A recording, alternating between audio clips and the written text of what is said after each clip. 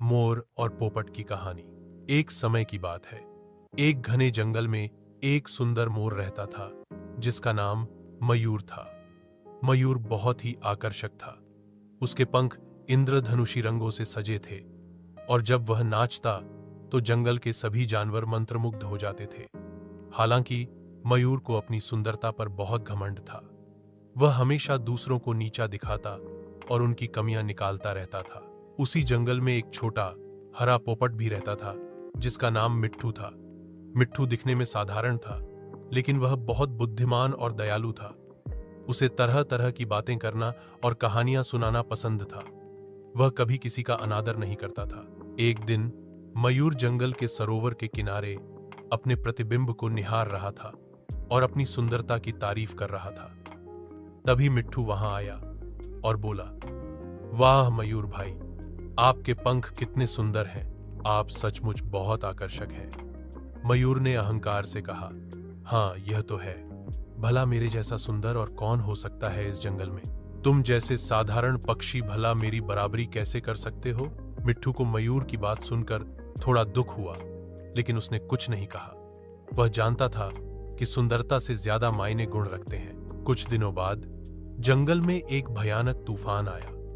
तेज हवाओं और मूसलाधार बारिश ने पेड़ों को उखाड़ दिया और जंगल में भारी तबाही मचाई। मयूर अपने घमंड में चूर होकर खुले मैदान में फंस गया था। उसके सुंदर पंख भीग गए थे और वह ठंड से कांप रहा था। वह उड़ने की कोशिश कर रहा था, लेकिन उसके भारी पंख उसे उड़ने नहीं दे रहे थे। तभी मिट्ठू ने मयूर को मुसीबत में देखा। बिना एक पल सोचे मिट्ठू ने मयूर के पास उड़ान भरी। उसने मयूर से कहा, मयूर भाई घबराओ मत, मैं तुम्हें सुरक्षित स्थान पर ले जाऊंगा। मयूर को पहले तो मिट्ठू की मदद पर विश्वास नहीं हुआ, लेकिन उसके पास कोई और चारा नहीं था। मिट्ठू ने धीरे धीरे मयूर को सहारा दिया और उसे एक घनी झाड़ी के नीचे ले गया, जहां वह तूफान से सुरक्षित रह सके। मिट्ठू ने अपनी मीठी बातें कहकर मयूर का हौसला बढ़ाया।